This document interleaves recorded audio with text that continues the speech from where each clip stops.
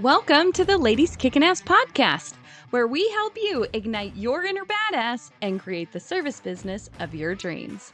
I'm your host, Tanya Wilson, and together we'll dive into inspiring stories and expert coaching to set your journey on fire.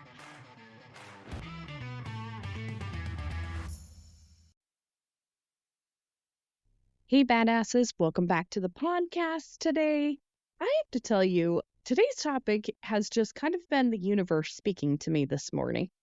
And what I mean by that is I have heard the same saying 2 uniquely different times in the last hour. And I was like, oh my gosh, what an incredible topic to talk about on the podcast today. And that topic is the saying, you can't be what you can't see. I think for many of us in our lives, as we've journeyed into or thought about getting into entrepreneurship, we were like, do we have what it takes? Can I do that? Can I build that construction business? Can I start an electrical company? Can I manage all these guys? Can I manage this team? Do I know enough about finances in order to do this? Is there another person I could see, follow, touch, talk to that has been or is at where I would like to go? And I will tell you, as a woman in the trades, this has been really difficult to find. And this is why I want to talk about it today is because I want to challenge more of you to start talking about your journey of building your business and being involved in the trades and home service industry. Why? Because we need more role models, like I know you are. Otherwise, you wouldn't be here on this podcast, showing up and talking about the authentic life you live as a female entrepreneur in this space. I want you to write that saying on a Post-it note and put it somewhere that will inspire you to take the step, even if it's coming on this podcast, which open to anyone who wants to come on. You can't be what you can't see. So many people need to see an example that it's possible. I'm going to take my story, for instance. I never saw women in the trades working, like owning a business in this. They may have been like the bookkeeper, the secretary, or the person taking the phone calls, but they definitely were not owning and running teams. They were not doing the trade work themselves. And what I wanted to do is I wanted to be that person. I wanted to bring my feminine energy into a very male-dominated workforce and soften it a little bit, give it a little juice, bring in that family love aspect. I love to wrap love around my team, around the people that work for my business. For me, I have 9 people that work at my company right now. Those 9 families are part of my family. Because I take it very seriously that I'm not just employing the person that works at my business, but that I'm also helping provide for their families. If I don't show up and do my job, they can't do theirs. And I want to be that resource for those people. And I think that's what's really, really cool about being a woman in the trades is that you bring a different energy. And so what I would love to challenge everyone that is listening to this today, men, women, whatever, if you are in the trades or construction industry, that you start showing up more and talking about your journey. Remember, you can't be what you can't see. Many of our children today, we tell them, you can be anything you want to be. And as Ed Milet said in a conference I was at and he was speaking at, he said, you tell this to your children all the time. You can be whatever you want to be. But are you? Are you showing up and being your most authentic self? Are you chasing your big dreams? Are you trying to be anything that you want to be? Because if not, how do you expect them to? One of my biggest driving motivation factors is showing my children what is possible. And it's not gender specific just to my daughter or to my son. It's for both of them. I've been able to build a wildly successful business starting out as a single mom trying to figure out how to do this. So if you find yourself in that place too, I've been there, girl, and I will support you. This is what this community is about. But where there's a will, there's a way. And if you need someone to show up for you, you have to reach out and ask for help. And that's what we're all here for. Another beautiful reason of showing up is inspiring even people that are older than you. It's actually possible. I know that there's women that I am connected with that are much older than I am, that are still inspired by what I'm doing today. So when we think about how we're showing up for people and how we're showing people what is possible, we're being that person that they can see, realize that it's not always just for the younger generation. Many times it's for the older generation to say, wow, that's really incredible. And I'm really inspired by you. Because there's a lot of them that will reach out and say that to you. Another thing to remember when we are showing up and we're talking about our journey of becoming an entrepreneur in this space is that we're affecting generations that aren't even here yet. Think about all the things that have happened for us in our lives that we just take for granted today as things that are possible that we can do, that we don't even know who made that possible for us.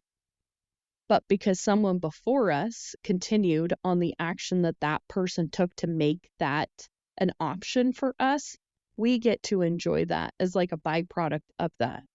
I really, truly believe that you will never, ever understand or comprehend the ripple effect that you will make by showing up and trying to be the best person that you can be. It's endless. It's infinite because you're going to impact people in very different ways. One thing when we were at our ultra event this last time, I have to find my note on here, but one of them that was so big for me that that Brendan said was that if you're not chasing your dreams, okay, you're not going after what you want to do. You don't know what it is costing others by you choosing not to live out your dreams, to chase your big goals. Again, that quote was, you don't know what it's costing others by you choosing not to live out your dreams and goals. Wow, that one hit me in the heart and the head of like, stop being such a chicken shit, Tanya, and start showing up and doing what you said you wanted to do. Many times we get defeated too, and we think, well, somebody's already doing that. No one will ever do it the way you will. No one will say it in your voice. No one will be able to connect with that person the way that you do. Someone right now, I promise you, is praying for you to show up and chase those dreams. Is praying for you to show up and make that opportunity for them possible. And when we look at life that way, when we look at achieving our goals or going after things, that bullshit imposter syndrome or fear, it kind of subsides. I think especially for women, we will do things for other people before we ever do things for ourselves. And so when you can tie a reason to why you are doing what you're fearful of or intimidated by or feel like you're not experienced enough to do, you'll continue to keep showing up. I was listening to a video this morning on Instagram and Alex Hermosi was talking about the topic of fear. And he said, fear, it's like a river that's a mile wide and an inch deep. It's scary as shit when you look at it because it's a mile wide. You're like, oh my God, I'm going to drown. Then when you get in there, you might get a little wet, but you can still stand on your own 2 feet. That was a great analogy for me because I'm going through some things right now in my business that I am really fearful of. Something I've never done before. I have a business that's bigger than I've ever had before. That could be very scary. It can be a little bit messy. But I'm also working really hard to skill up to lead at another level. And I think that's the most important part. And I'm hoping by doing this and talking about it and continuing with these kinds of episodes on the podcast, I am showing up and being that person that you need to see. Maybe you're in that same situation. Maybe you're in a position where you want to have a massive impact on your industry, but you don't really know how to do it yet. Sometimes it's just being brave enough to stand up and let our voices be heard so that we can start making that impact for other people.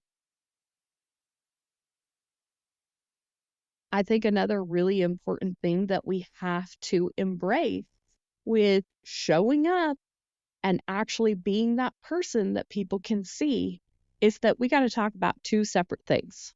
And they're both really, really important.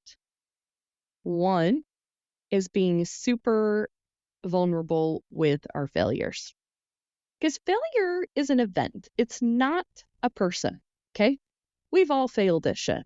All of us. Whether you want to admit it or not, you've failed at something. And if you want to start a business, it's not if you fail, it's when you fail. Because there will be lots of failures. You get really good at being able to deal with failure. And many times we walk into a failure, maybe it's even a new kind of failure, and we're like, I've never dealt with this before. But you've dealt with way worse than what you're so scared of right now, and you came out on the other side of that. Dig deep. You're so much fucking stronger than you forever give yourself credit for. Go back and think about the stuff that you've been through already. Is it really that scary that maybe the bank account's a little low this week? You've put money back in it before. Go back and do it again. Is it really, really scary right now that you got to hire somebody? No, because you've hired people before. If it's something new that you haven't dealt with before, that's what this community is for. And if I can't help you, girl, I will find somebody that can. It's very important that we know we have a community around us to help us, which is why I'm always talking about making sure that you are dialed into a community somewhere. It's so, so important. But on the flip side of failures, something I'd love to challenge us ladies to do more is talk about your wins. Celebrate and make it public. Don't have a little party at home with a bottle of wine and your husband and you're like, hey, we've had the best sales month ever. Fucking post that stuff. I want to see it. And if people are intimidated by what you are saying by posting your wins, they are not your people. They're just not. And that's okay because not everybody's going to be a fan. And if they are, I don't think you're trying hard enough. It's okay that people get intimidated by your success because those people aren't going to be doing what you're doing. But you know what happens when you celebrate your success and you show up online and you do a live or a podcast or you post a video like this and you talk about that best sales month you've ever had? Is you inspire other women to have the best sales month they've ever had. You inspire other women to continue to keep chasing that. I remember hitting my first six-figure month. I talked to my coach, Jeff, about it for, I don't know, he could probably tell you because I was probably driving him crazy. But I talked to him about it for months.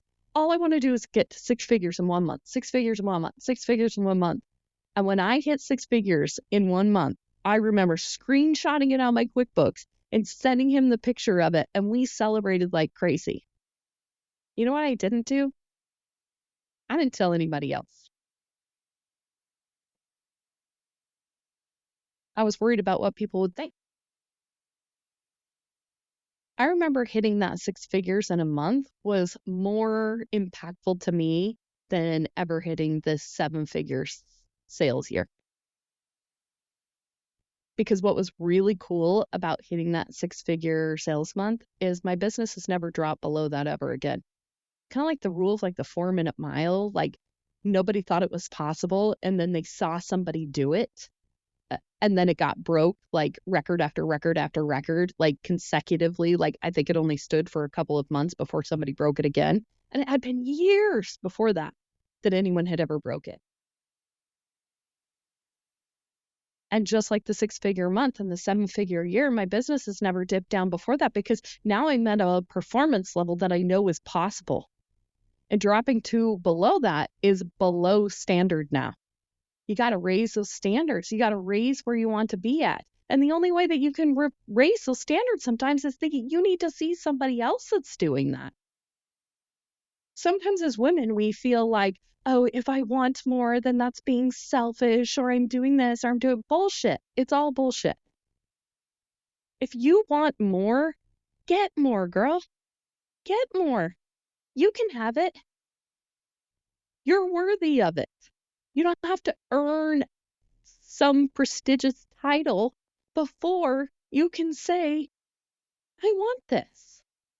You don't have to have a certain education. You don't have to have a certain degree. You don't have to have so many years somewhere. Like, just go out and kick ass. You can get whatever you want. You're worthy today to have whatever the hell you're dreaming of. I'm so passionate about this because I want to see more women winning. If you follow Ladies Kickin Ass and you post stuff that you're winning at, you can bet your ass that I will be reposting that stuff on my story and celebrating you. I would challenge you all, when you listen to this podcast, post a win. Jump on and do a live real fast. Send me a DM if you don't want to post it yet. You're not quite there yet. Let's celebrate it together.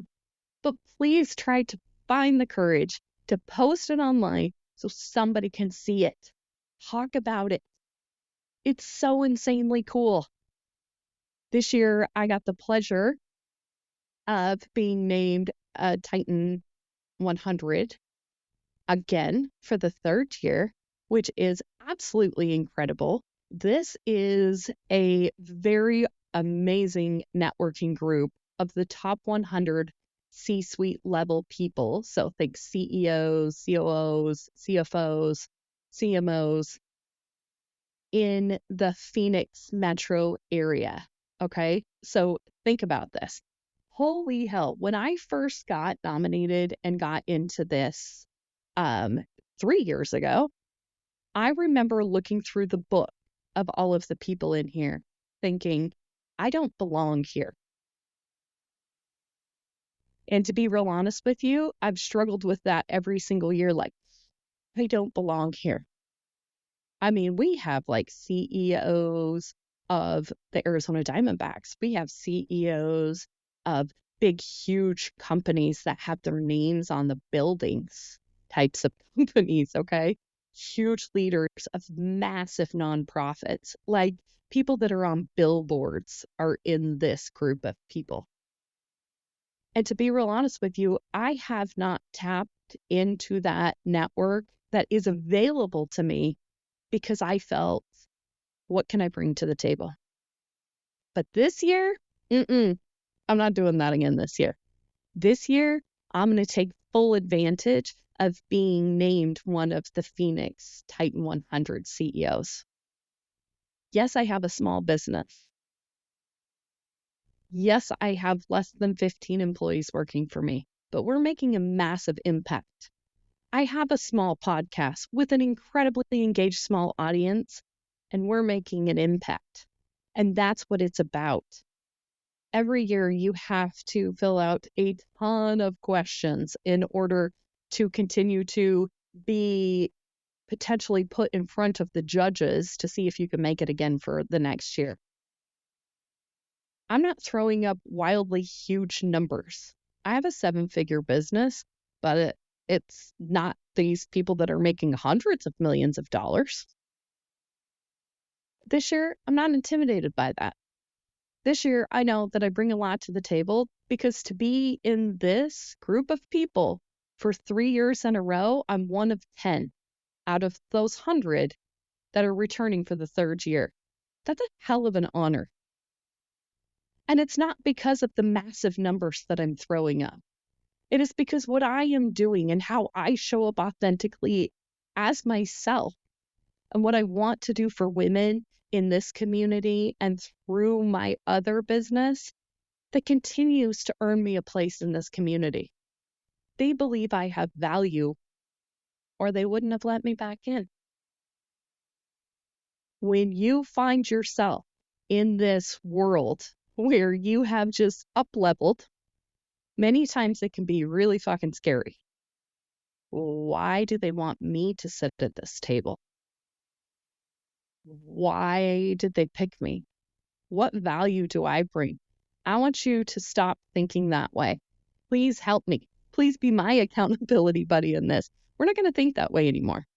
We're sitting here for a reason. What is it that we bring to the table? If you don't know what you bring to the table, I want you to go into some self-exploration this weekend and write that shit down and post it somewhere where you're going to see it all the time.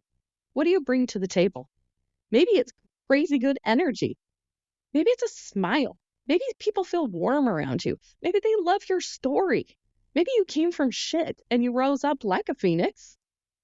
And now you're kicking ass.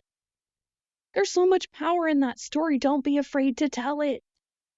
It's so incredibly important that more women hear you. They can't be what they can't see. Some of you may be really gung-ho and be like, I didn't need to see it to do it. And maybe that's true. But there's a hell of a lot of women out there that do need to be able to see it. So if you can be it for them, do that. Show up for them. Again, we're showing up for ourselves, number one, and proving that we're wildly fucking capable of doing amazing things. Two, we're showing up for our children and generations that will come after us. That they're just going to think it's easy because somebody did this for them. They may never even know it was you. But how really cool is that? You're getting a lot of respect from people that are older than you that maybe didn't have the audacity to step out and do it. Maybe they didn't have enough guts to do it. And they're looking at you and they're like, go girl, this is so awesome. I have lots of women that tell me that. And it's really cool to be that for them. Sometimes you're helping bring someone else's dreams come true. It's a really, really cool way of thinking about it. And if those three things don't get you, I want you to think back to the quote that I said to you earlier in this podcast.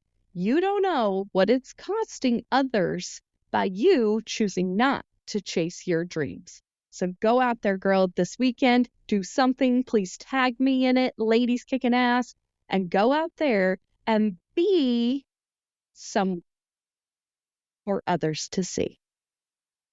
Until next time, ladies, keep kicking ass. Thanks for being part of the Ladies Kickin Ass community. Cheers to all you badass women out there. Keep rocking your power, igniting your fire, and making waves in the service industry. If you loved today's episode, please do me a quick favor. Take a screenshot, post it, and tag us at Ladies Kickin Ass. Be sure to include the link to your favorite episode.